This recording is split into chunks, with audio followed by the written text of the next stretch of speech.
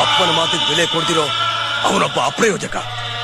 ಅವನ ನಂಬ್ಕೊಂಡು ಹೆತ್ತೋರ್ನ ಬಿಟ್ಟು ಬಂದಿರೋ ಇವಳು ಅದೇ ಅದೇ. ಇವರಿಬ್ರು ಯಾವತ್ತೂ ಉದ್ಧಾರ ಆಗಕ್ಕಿಲ್ಲ.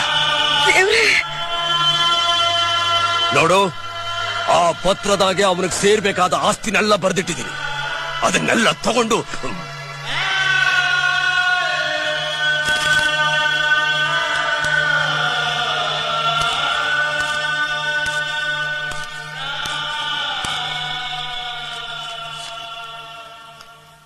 ಬೆಲೆನೇ ಕಟ್ಟೋಕಾಗ್ದಿರೋ ಆಸ್ತಿ ನೀವಿರುವಾಗ ನನ್ಗಿದೆಲ್ಲ ಯಾಕಪ್ಪಾಜಿ?